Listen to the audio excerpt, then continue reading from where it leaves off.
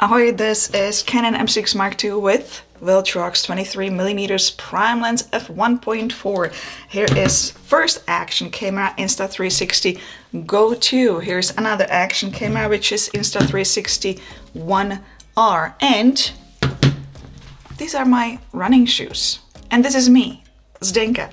And all of this combined went together out 3 times to take street photos POV style, so I can teach you how to work with this prime lens on the street, how to frame the shots, how to find the shots, and how to edit them in a post, and also tell you the story, how I failed.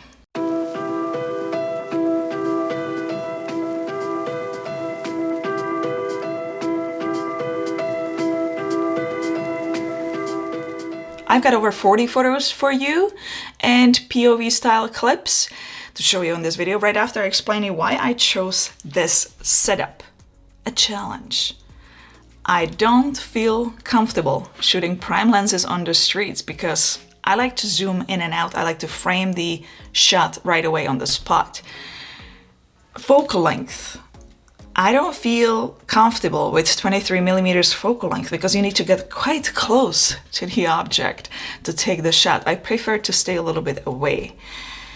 A curiosity. I'm a typical woman and I want to know everything. I'm very curious how the photos will look like if I'm actually able to deliver results or some kind of good satisfactory results. I'm very curious to see how it's gonna look if I'm gonna be using 23mm f1.4 lens on the streets, street style photography.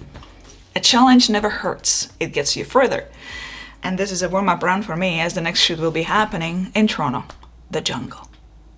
First 2 photos are from the lake. You can take an empty scene photo or you can really make it candid looking by shooting through something like green leaves. First photo was taken with aperture f1.4 which made the leaves very soft.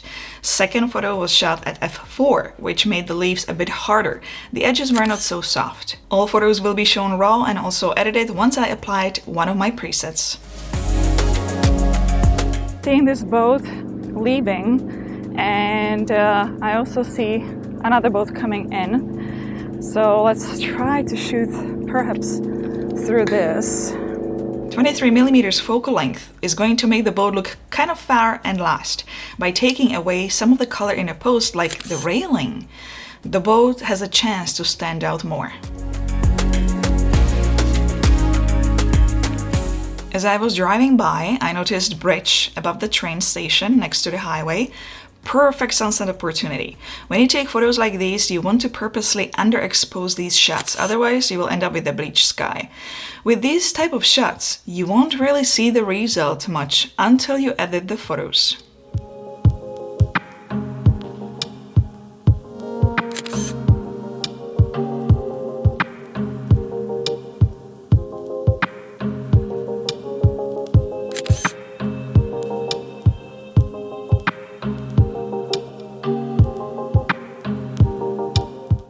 But I think I'm gonna go a little bit more in the middle, just because the middle will give me a better angle and I'm gonna get a little bit of a golden reflection from the sun.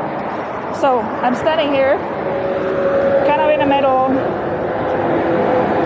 and I'm just gonna wait for truck, preferably.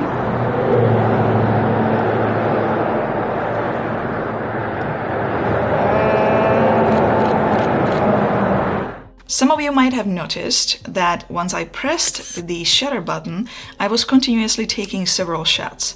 That is something you can set up in the menu if you have Canon M50, for example, or this camera, Canon M6 Mark II. As I know, some of you have it on this channel.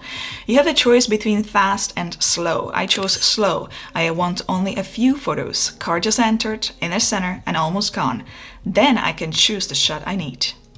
I'm seeing a train there. Now the sun is a bit lower, so I think that the shot could be much better. Now hopefully the sun is gonna go even more behind the cloud, so I'm just gonna give it a minute or two, and the clouds should be really covering up the sun soon.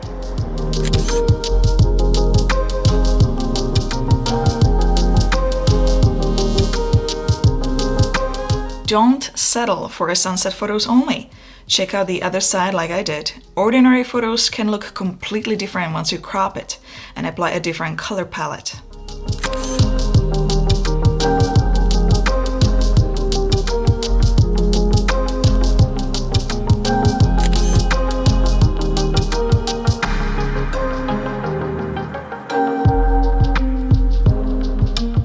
As the sun is going down, it is a good idea to come back and try some more shots, as the images will look different each time the sun moves.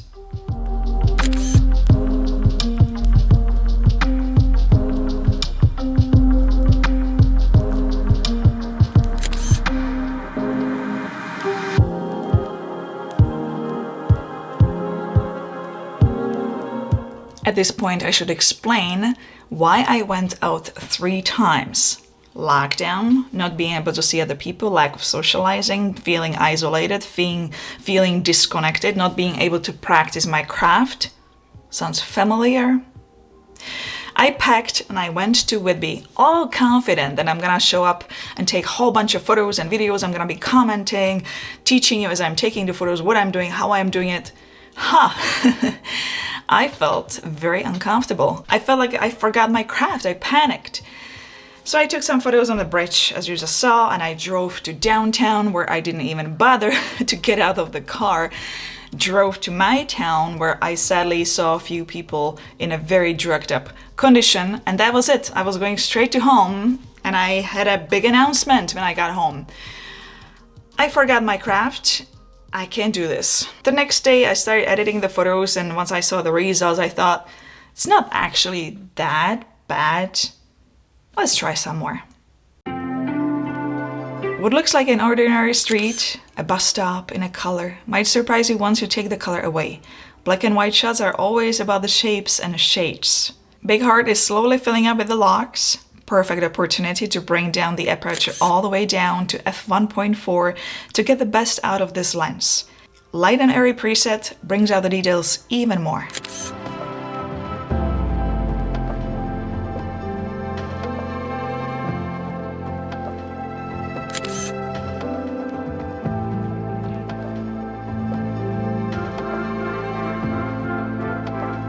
Keep your eyes open and listen to surroundings.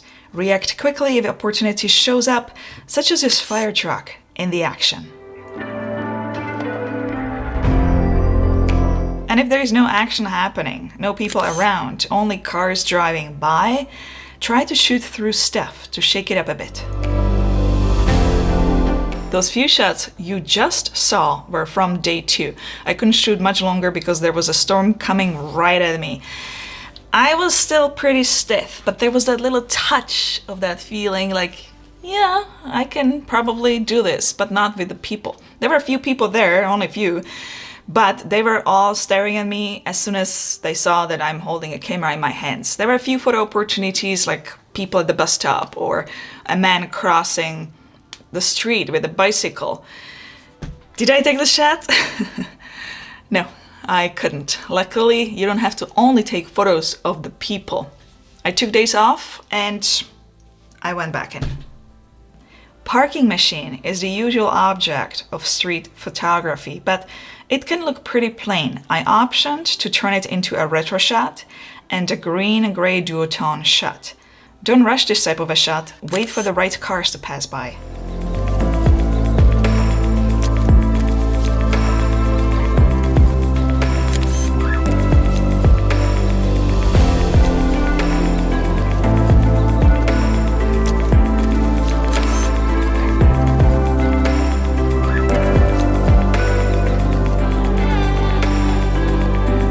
Pay attention to walls with paintings and graffiti.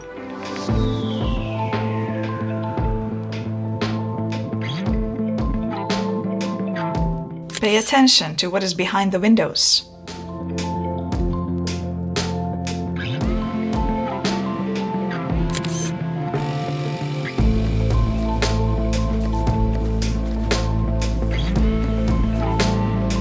High-rise buildings tell a lot about the city. For buildings, you want to raise aperture to f5.6 at least to have most of it in focus.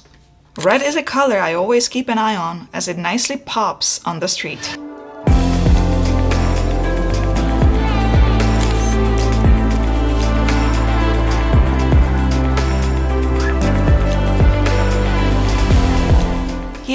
used red flowers as my foreground, and then I used my fall retro preset to give it a character.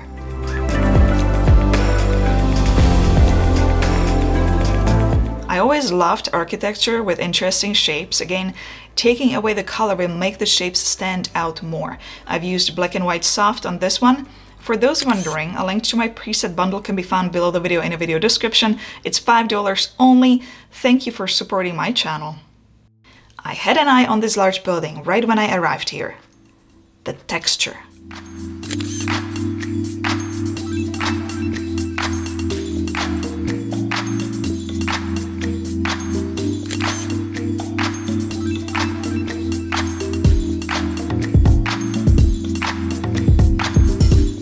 How can you make it more interesting if you cannot zoom in or get closer?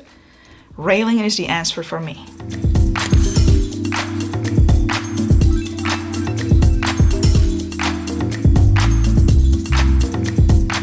No action? No problem. What is general to you and what you see daily, just like this street with cars driving by, can be very interesting to someone who has never seen Canada, who lives, for example, like in Czech Republic where I grew up. Don't be afraid to capture it. I like to get closer to the walls and take advantage of leading lanes as much as I can. And if you really get stuck and think that this is just a regular boring street shot, use your phone to create a reflection. I know, this trick we have seen 100 times, if not thousands of times on TikTok, Instagram, here on YouTube. I was even laughing at myself doing it as well. I was thinking to myself, where is the original idea, girl? But you know what? It was fun and it was interesting to play with it. People who are not into photography might look at this photo and think, at that point, you just want to smile back and not tell them that you've used this overdone social media hack. These photos were taken at Bowmanville. It's a city on the other side from us, is even further away from Toronto. It was an awesome day. I had a really great time. What has changed with this city is the fact that it was just giving me a different vibe. I felt very comfortable. People were smiling at me. I even had a few conversations. I was back. I felt connected to it once again. If you are brand new, starting out in street photography and are quite scared or quite nervous about it, or if you're someone like me who had this disconnection, an unplanned break, take it easy, try a few different times, different locations, maybe try different equipment, different lenses. If I knew that this is how I'm going to react, I would never challenge myself to shoot with the prime lens to begin with. I would definitely pick a zoom lens, and I think next time the zoom lens it is. I was always more of a zoom lens photographer. I hope you enjoyed today's video, maybe you learned something new or just got an idea how the photos will turn out with that type of a lens. And again, a link to the preset bundle can be found below the video. Well, give it a thumbs up and don't forget to subscribe to future videos like these. If you have any questions, comments, simply wants to say hi, leave it below and I'll see you in the next video. Ciao, ahoy.